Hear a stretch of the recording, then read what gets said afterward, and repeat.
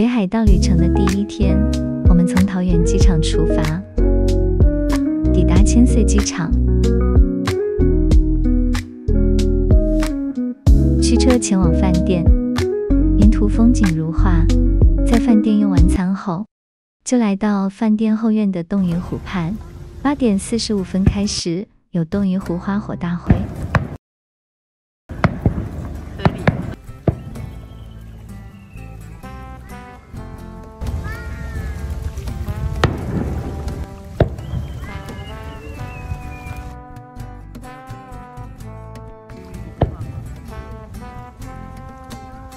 这个比较漂亮。哎，这个比较漂亮。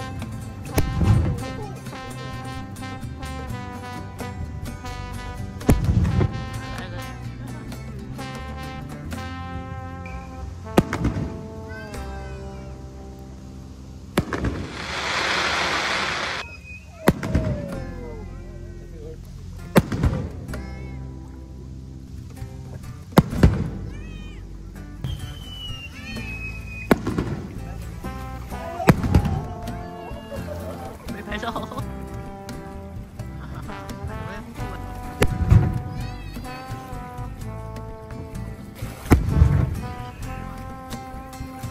哇，又换位置了。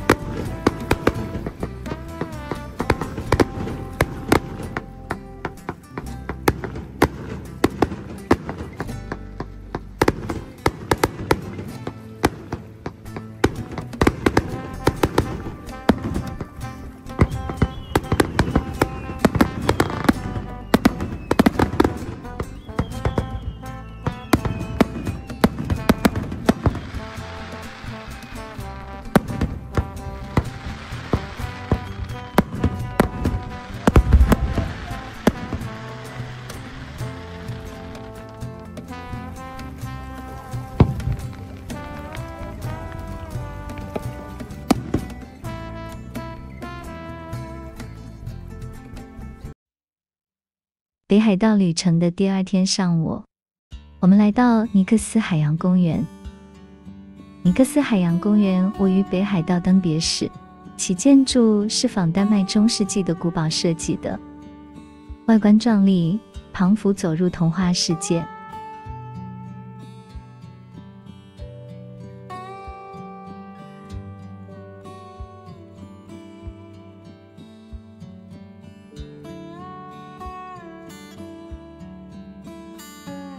内部则是北海道最大的水族馆之一。一进门映入眼帘的是座8公尺高的银河水槽，里面有成群热带鱼穿梭于珊瑚间，形成缤纷鱼海。也有沙丁鱼群在灯光下闪烁如星河，内部设有动态灯光系统，可模拟日夜变化及海中光影折射。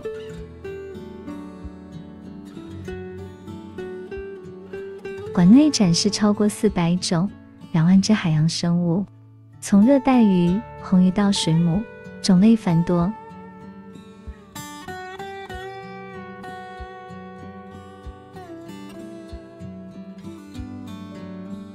接着来到3楼的水晶一廊，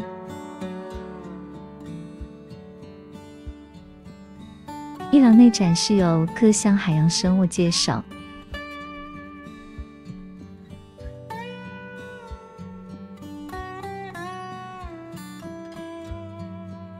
首先来到这深受小朋友喜爱的触摸池，可近距离接触可爱的鱼儿，亲手抚摸红鱼，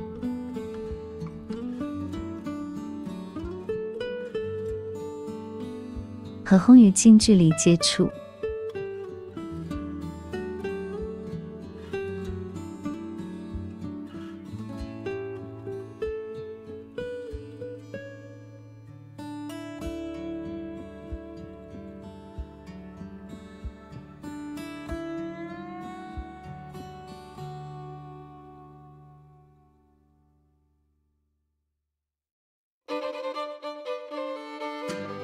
还有海星，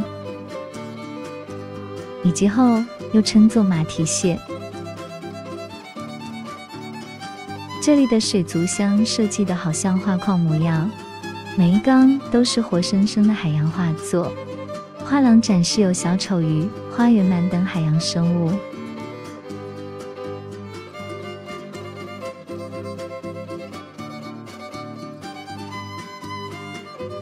这是菲律宾花园鳗。花园鳗平时会将头伸出沙子，将身体的下半部进行分埋在沙子，当外敌接近时，可以钻进洞内隐藏。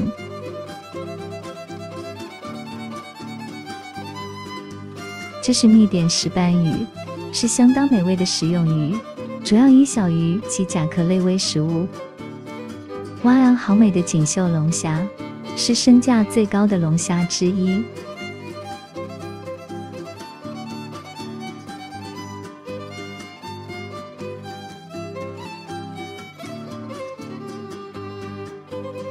接着来到海底隧道，成群鱼儿在头顶上游来游去，彷佛置身海底世界。接着来到金鱼万花镜区，如梦似幻的金鱼万花镜，可以和在万花筒中游泳的金鱼合照。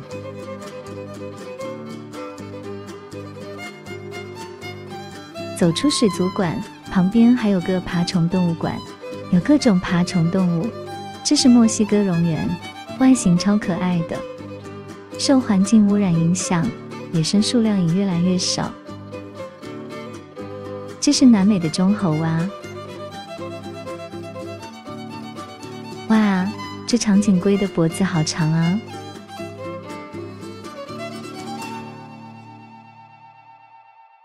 这是巨型水蚺，世界最大的蛇之一。这是鳄龟，是世界上最大的淡水龟，咬合力强，少有天敌。这是黄条纹箭毒蛙，剧毒无比。秦大将是日本的一种锦蛇，是种无毒的蛇类。接着10点钟有海豚表演，我们赶到海豚馆来看表演。为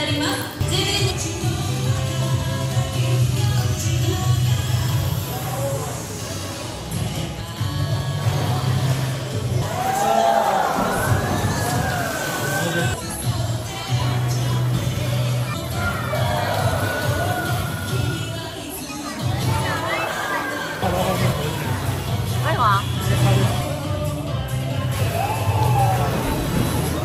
没有拍照。海豚太可爱了，表演相当精彩。接着10点30分有海豹及海狮表演。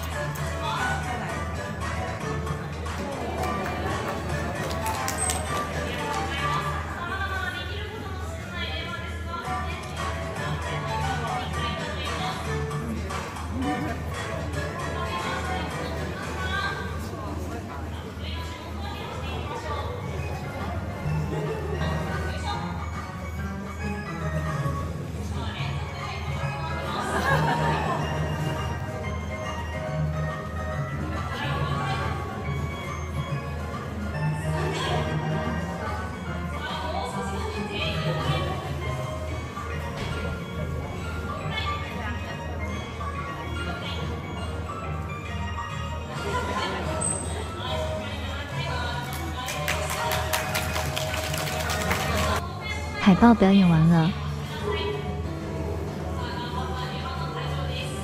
哇，海狮登场了。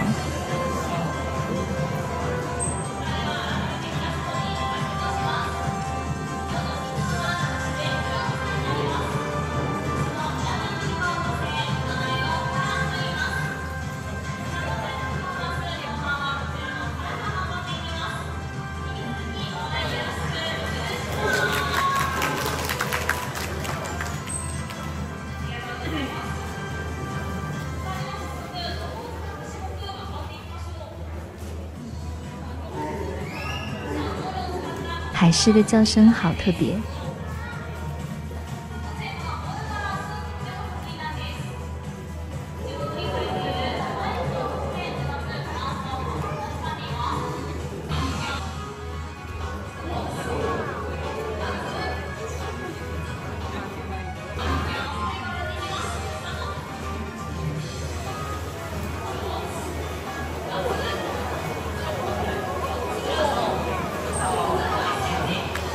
海狮表演得太精彩了。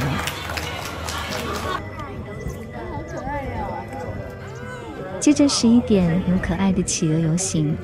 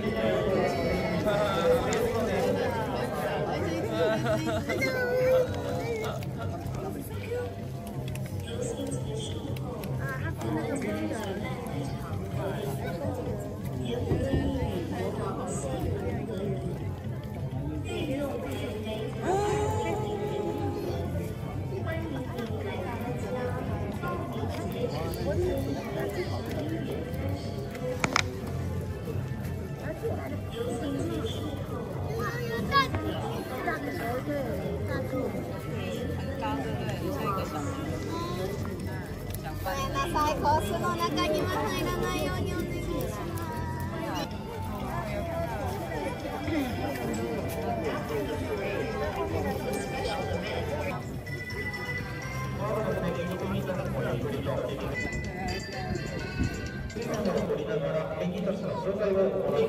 す。ペンギンと一緒に記念撮影のイベントを行います。一組様から大きい方、犬ペンギンの紹介ます。接着是和企鹅近距离的接触。我们开心的和企鹅合影。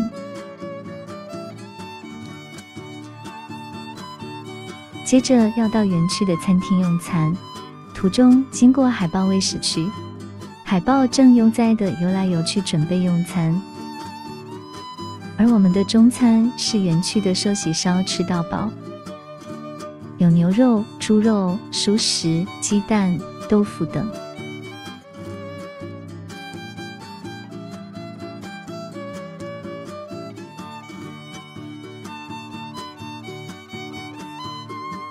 也有螃蟹陶板烧，味道还不错。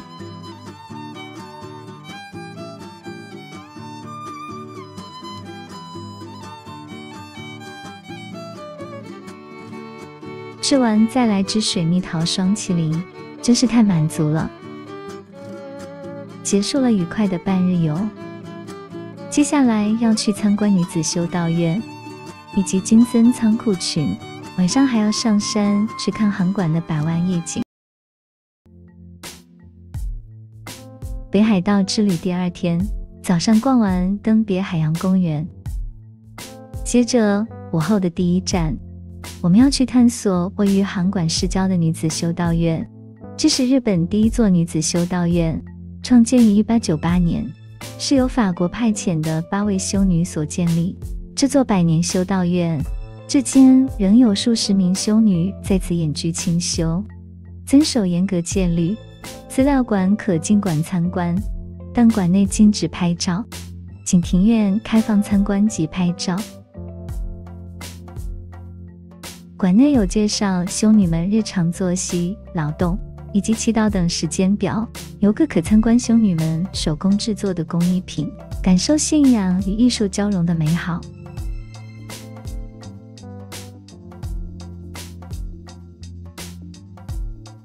修道院建筑融化了南法城堡风光，充满了欧洲中世纪罗马风格以及哥德风格掺杂的红砖建筑。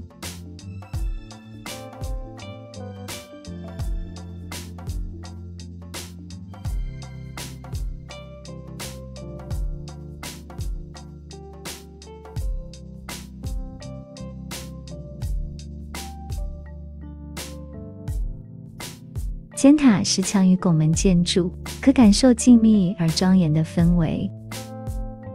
庭院中花草树木扶疏，各式花卉在微风中摇曳生姿，彷佛置身欧洲乡村。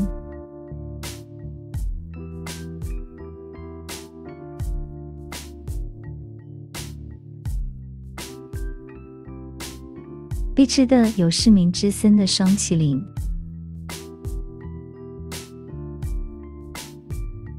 这里的水蜜桃双麒麟超好吃的，董事长交代每位团员获赠1只双麒麟，大伙儿吃得超开心的。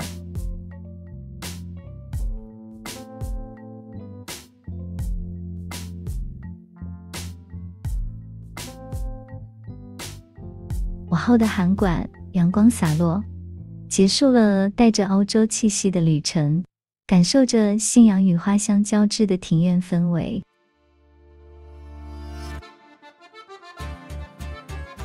接下来我们要穿越历史的肌理，前往函馆红砖仓库群，沿途景色宜人，看到疗愈的乳牛群。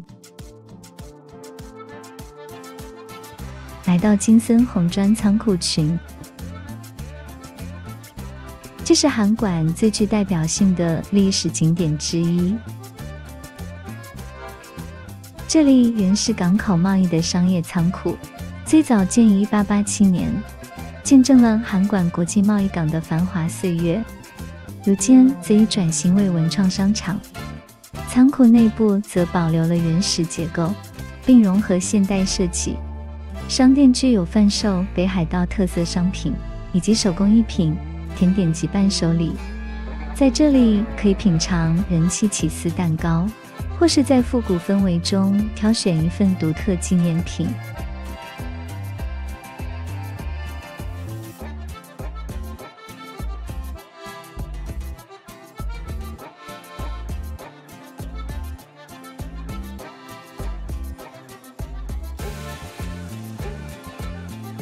仓库群后面的运河真是太美了。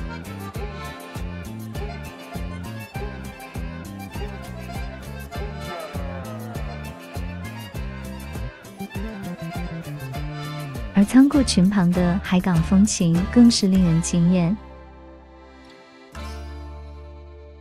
这里是日本最早开放的国际港口之一，港湾沿岸设有运河与游船码头，可以搭乘金森 Bay Cruise 游轮，在15分钟的航程中欣赏函馆山的美景。这里不仅是拍照打卡的好景点，更是感受函馆港都文化的绝佳场域。看着海鸥飞翔，多么疗愈浪漫的画面。这段午后的旅程是一场视觉与心灵的双重飨宴。从欧风庄严宁静氛围走入红砖仓库码头，北海道午后的风景让人心灵沉淀。旅行的意义也许就是在这样的时刻静静感受每个美好画面所述说的故事。以上就是我们在北海道 Day 2午后的探索。您最喜欢哪个景点呢？欢迎留言告诉我。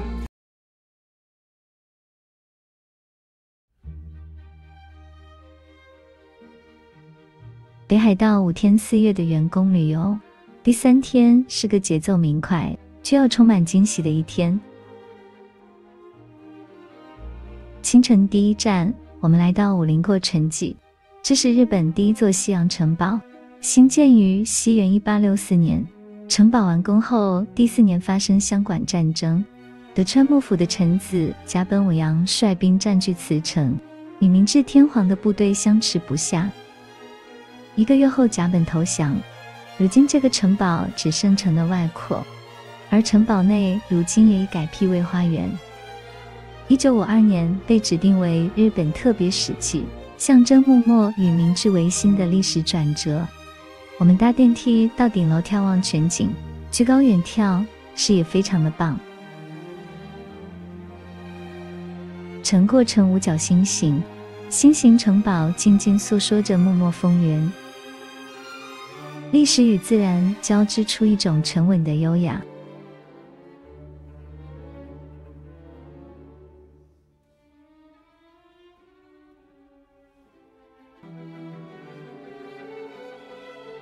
哇，踏上玻璃往下透视，需要一点勇气。搭电梯往下1层楼，则是贩卖部。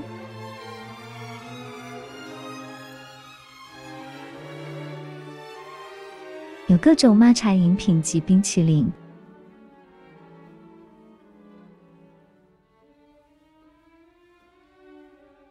也有贩卖各种纪念品。馆内有种植各种花草，空间维持得相当清幽。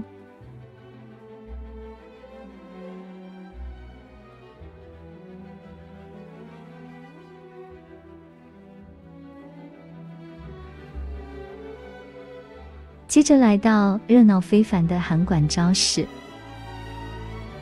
函馆朝市是旅人心中的宝藏市集，有贩售各种新鲜蔬果以及各种新鲜海产渔获，充满鲜味与在地风情。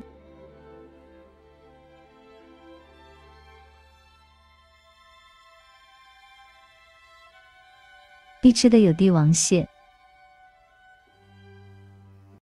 长脚蟹等。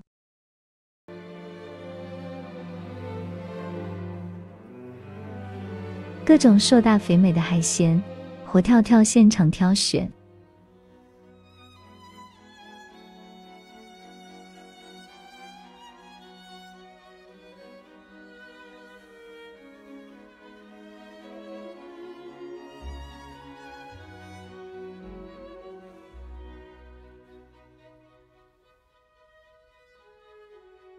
可请店家代煮。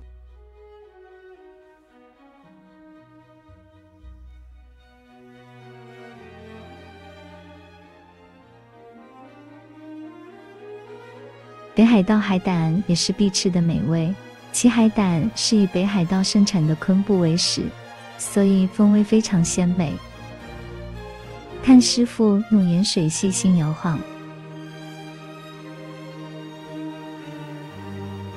把内脏及苦味去除，只留最精致的海胆卵，吃起来有着入口即化的黄金滋味。必吃的还有海鲜冻、海胆、鲑鱼卵、干贝、甜虾铺满碗。而横滨市场内就聚集了许多海鲜冻餐厅。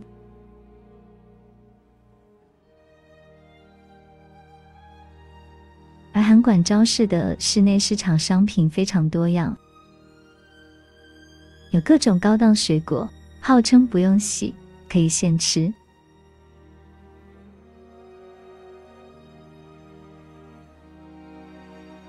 必吃的有哈密瓜切片、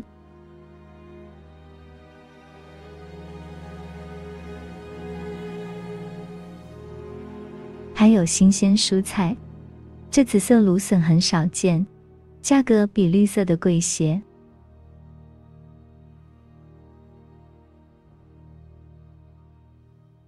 也有各式小吃，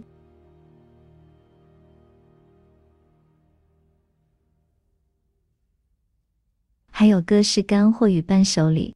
必买的有各种真空包装海产，以及零嘴、乳番栗贝、干贝柱、鱿鱼丝等。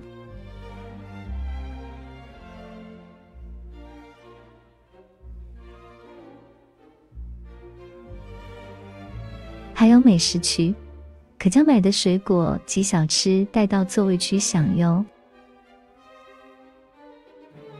而1·2市场也是有各种蔬果干货，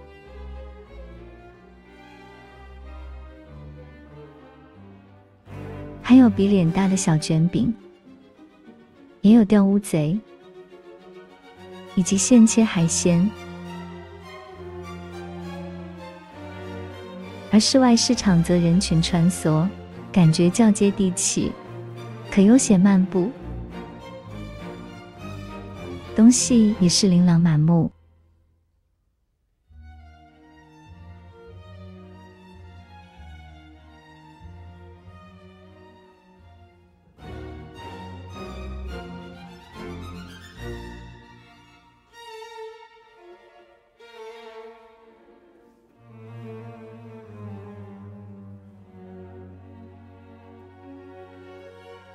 我们挑了一盒草莓当街吃起来，这草莓真是香甜好吃。市场里的鲜果、海鲜应有尽有，让人目不暇接。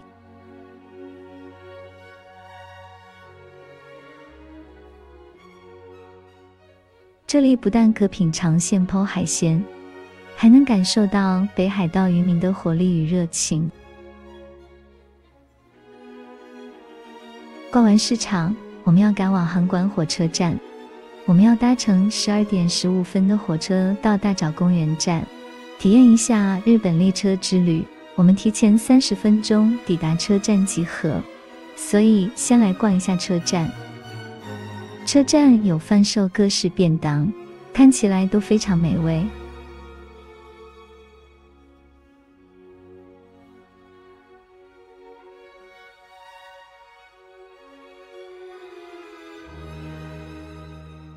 接着刷票进站，穿过月台，搭上北极星列车。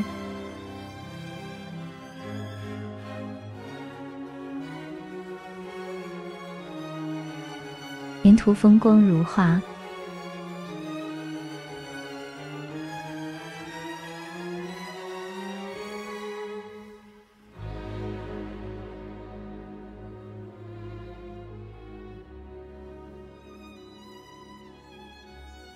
出站后即驱车前往餐厅享用中餐。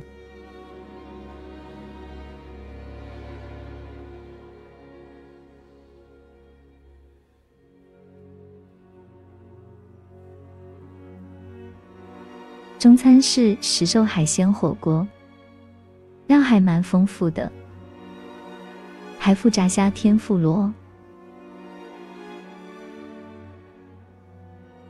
吃完用折价券买了只双色双麒麟，再跟门口这堆熊熊的拍照打卡。我午餐后，接着就来到大沼公园。大沼国定公园是有名的拍摄景点，在湖边散步拍照，空气中弥漫着森林的清香，一切都显得安详而诗意。接着就驱车前往熊牧场。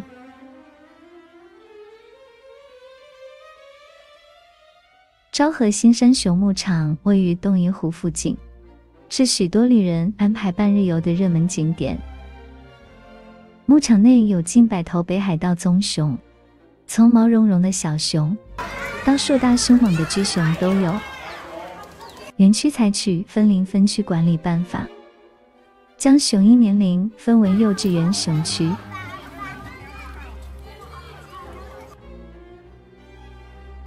年轻熊区、成年熊区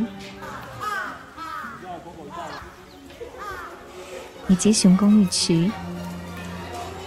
每区都有不同互动方式与观察重点，游客可借此观察熊的成长过程。园区有贩售熊饼干供喂食熊，只要手上拿着饼干，熊就会站起来挥手。凶猛巨熊甚至会拍打铁窗。在这些棕熊领域内，可感受到棕熊的震撼力。住在公寓笼中的熊感觉特别饥饿，所以我们买了很多的饼干来喂食它们。没有吃到，这很棒。而成年熊区这只熊觅食最认真，食物接得好准。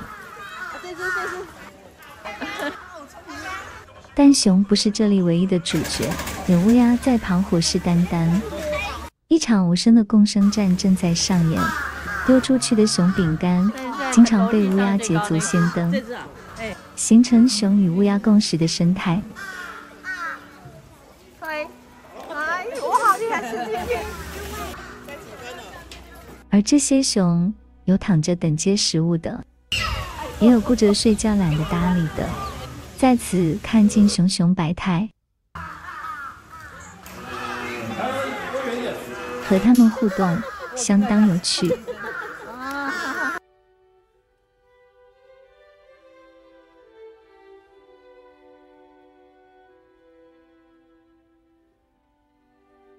接着最后一站是登别地狱谷，这是北海道相当具震撼力的自然奇观，是登别温泉的核心地带，是1万年前火山爆发所形成的遗迹。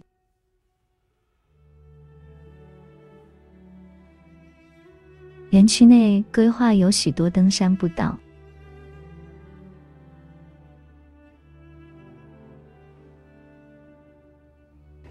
也有观景台。硫磺蒸汽从灰白和褐色的岩层溢出，形成壮丽而神秘的火山景观。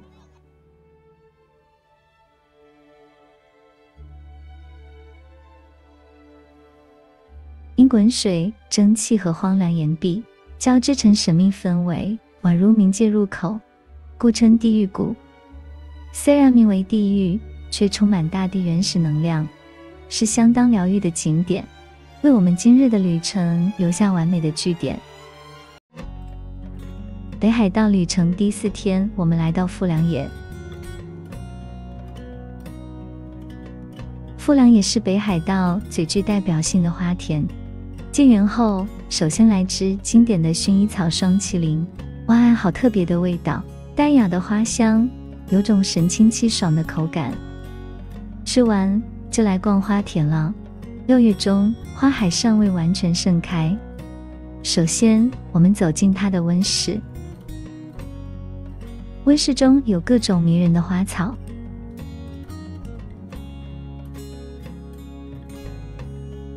这是色彩缤纷的天竺葵，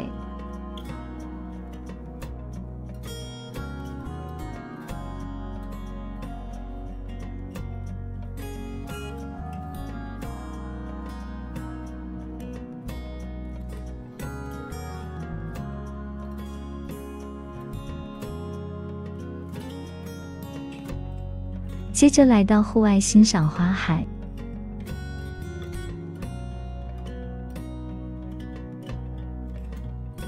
首先映入眼帘的是百日菊，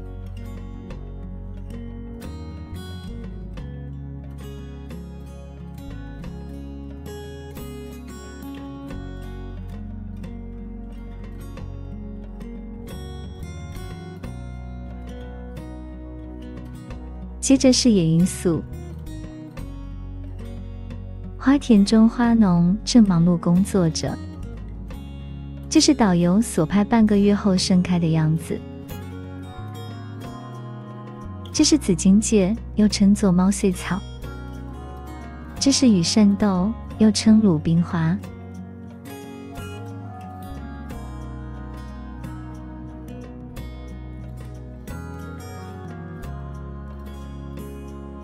接着是紫穗鼠尾草，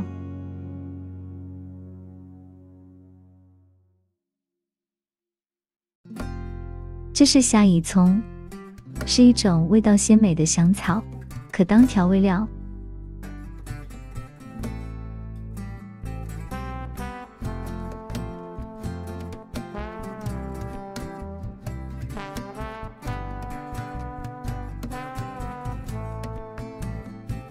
欣赏完花海，就要去吃中餐了。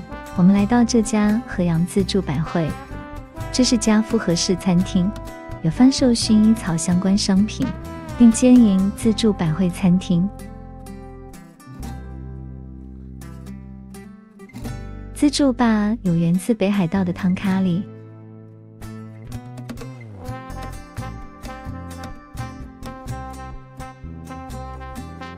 还有各式菜肴及甜点。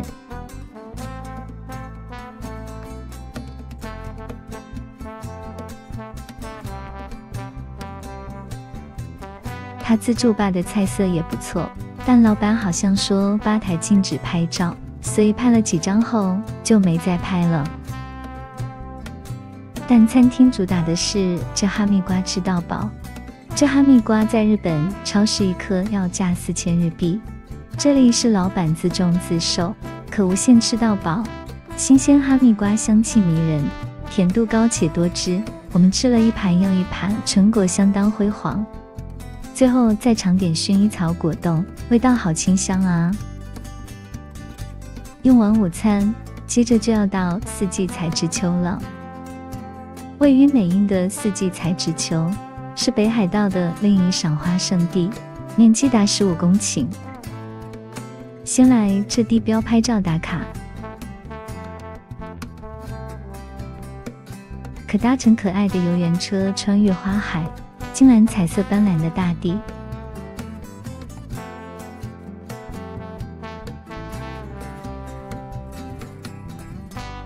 阳光洒落在花田上，游园车轻快穿梭，紫色花海伴着远方美丽的山岚，如诗如画，令人忘忧。这天的行程写满了花香、色彩与美味，真是令人陶醉解忧的赏花之旅。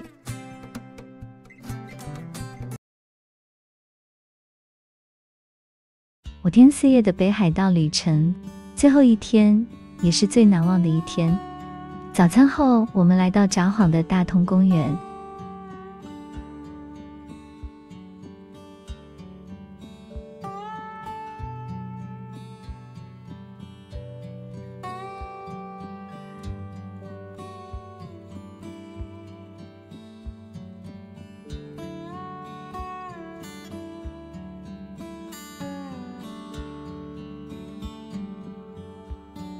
这里是市民及游客休憩的好场所，也是各种祭祀活动的主要场地。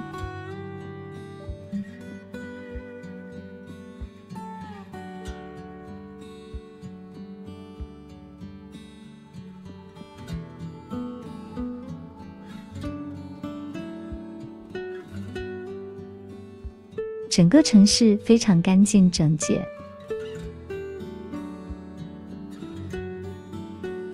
接下来我们就要穿越历史街景，前往浪漫的港都小樽。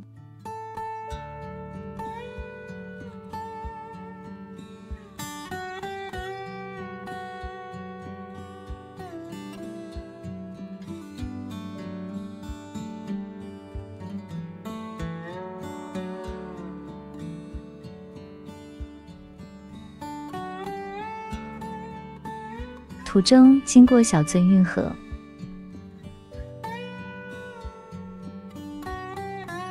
两岸平排而建的红砖仓库群，倒有于运河碧绿的河水中央，真的是太美了。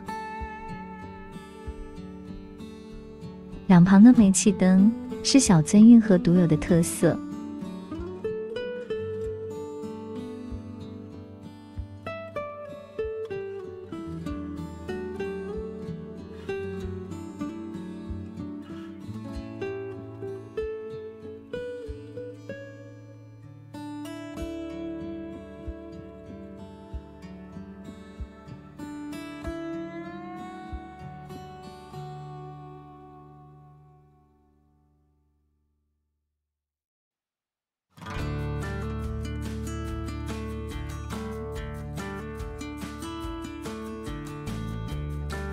到了小樽港边停车场下了车，我们便漫步小樽街头。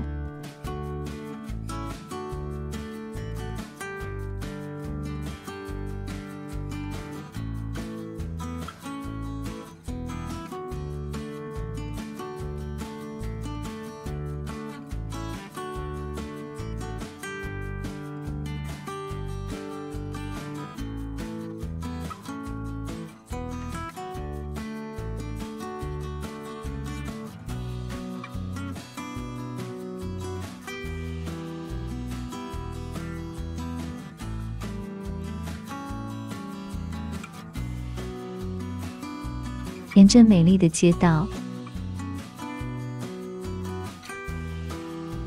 我们来到了银之中1号馆。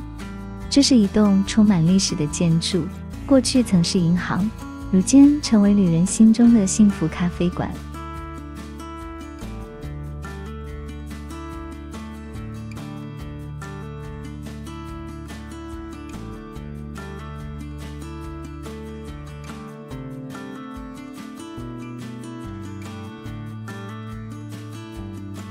它的1楼贩售各式陶器及纪念品。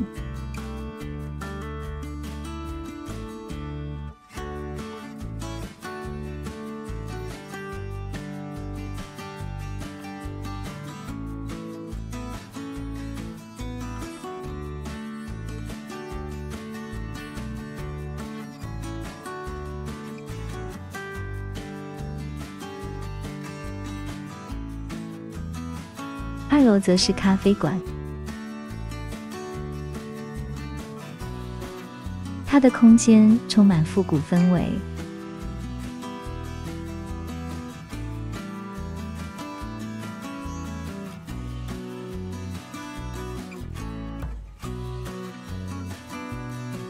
这里的特色是你可以选择喜欢的杯子，咖啡及茶可以无限续杯，也可以选择果汁，还附赠1块蛋糕。杯子可以带回家做纪念，我们最喜欢东的杯子，可惜已缺货。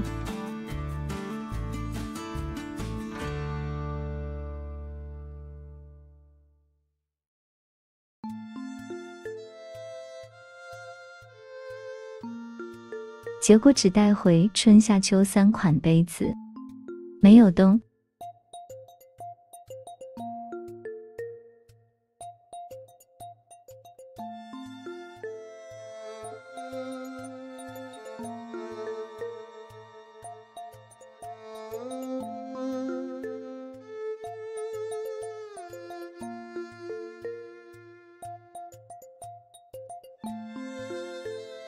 望着窗外的街景，轻啜着咖啡，时间仿佛在这里慢了下来。难舍北海道正轻声对我说再见。咖啡厅斜对面，这是音乐钟博物馆。走出咖啡厅，我们来到了音乐钟博物馆。音乐钟博物馆建筑相当美丽，是兴建于1912年的百年建筑，外观融合了文艺复兴风格。原先是米谷商人建造作为总公司的，1989年才改为音乐钟博物馆。它背对着小樽运河，从这里步行几分钟即可抵达小樽运河。周遭环境相当漂亮。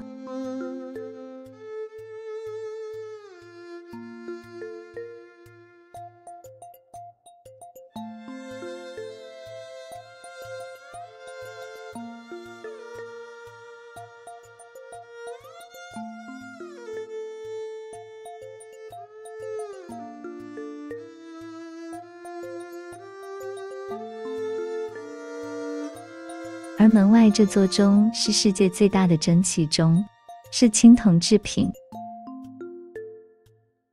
每15分钟会有锅炉产生蒸汽动力，而发出无音的旋律，并喷出蒸汽，真是神奇的工匠艺术，也是热门的打卡景点。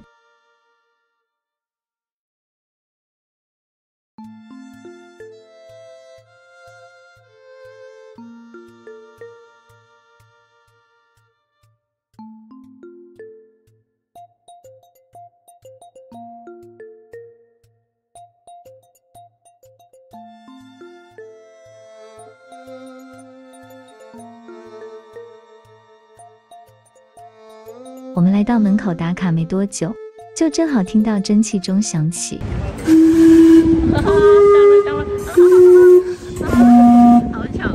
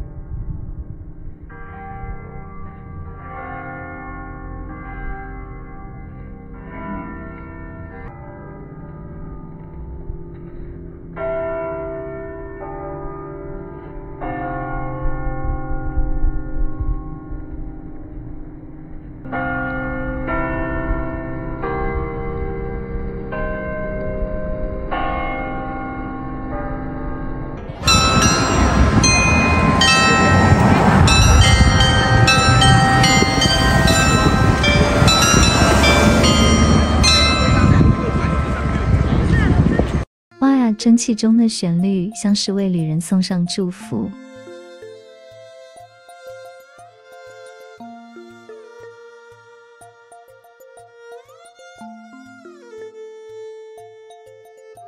接着我们便进入音乐钟博物馆参观。馆内有4000种各式各样的音乐盒。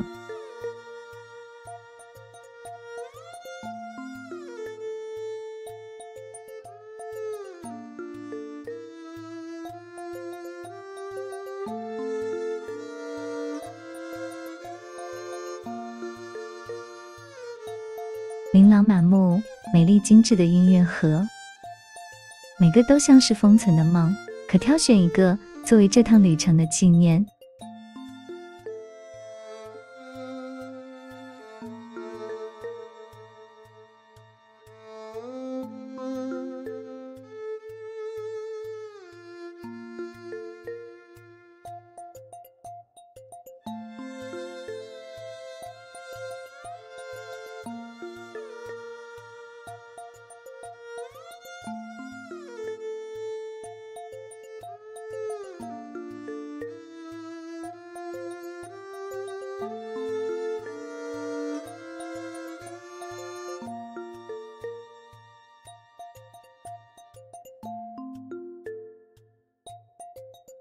音乐盒款式真是超多的，从古典到现代风格。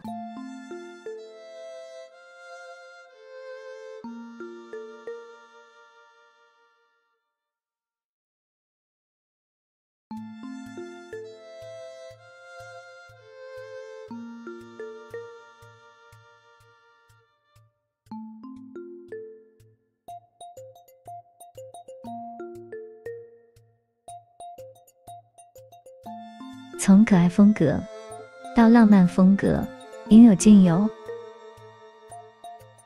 博物馆与世界各地音乐盒工匠保持密切合作，会不断更新独特及精美的音乐盒。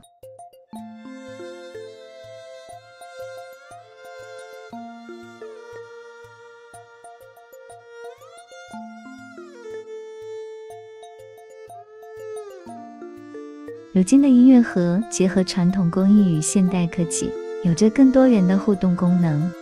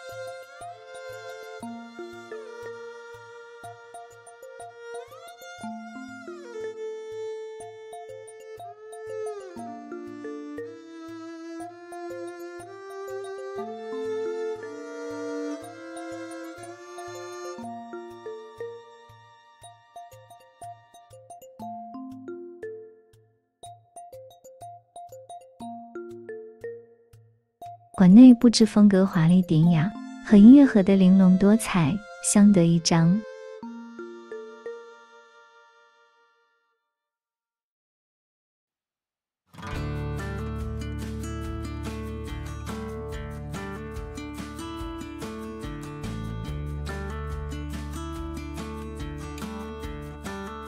参观完浪漫精美的音乐盒，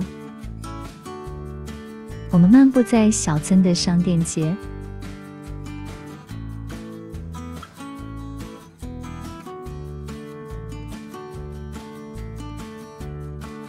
商店街有好多有名的甜点店，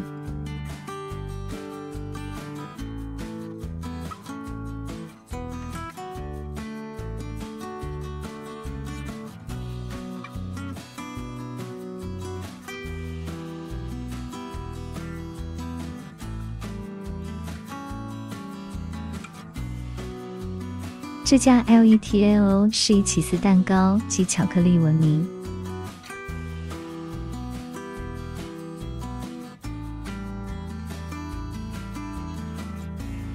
门口还有巧克力试吃。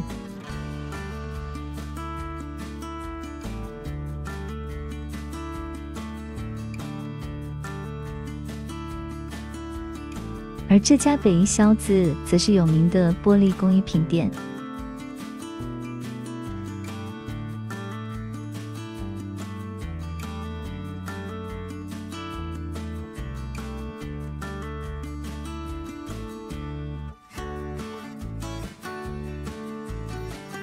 北果楼则以巨大的泡芙著称。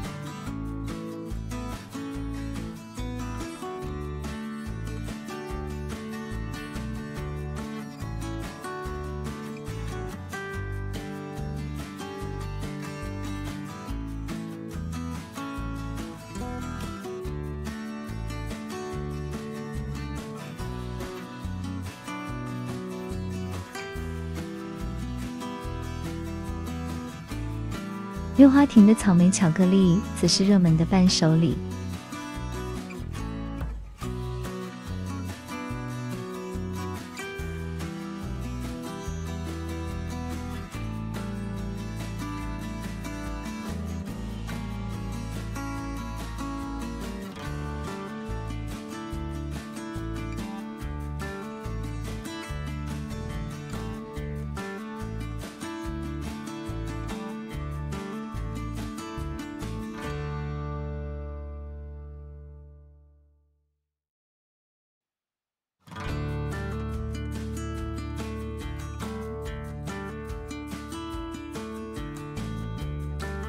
逛完走回停车场，接下最后一天的中午，前往机场途中，我们要去免税商场购物及用餐。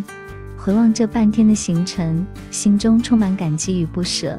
短短半天，有绿意，有咖啡，有音乐，蒸汽中的旋律，银质中的幸福杯子。小樽之旅是北海道最温柔的时光。Mitsui Outlet Park 是北海道最大的 Outlet 购物中心，距新千岁机场约30分钟的车程。中午，我们就来到热闹的三井Outlet，这里人潮熙攘，气氛欢乐。进驻的店家有180间，我们先在1楼的 Coach 逛。我挑了一个精巧的斜背包，设计简约，算是送给自己的小礼物。接着就到2楼的美食揭秘室了，有各种美食。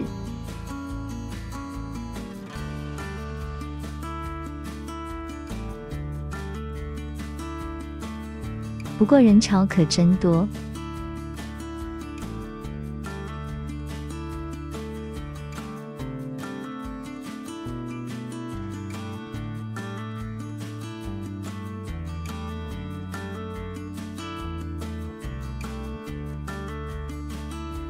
逛了一圈后，我挑了一碗香浓的豚骨拉面，汤头浓郁，面条弹牙。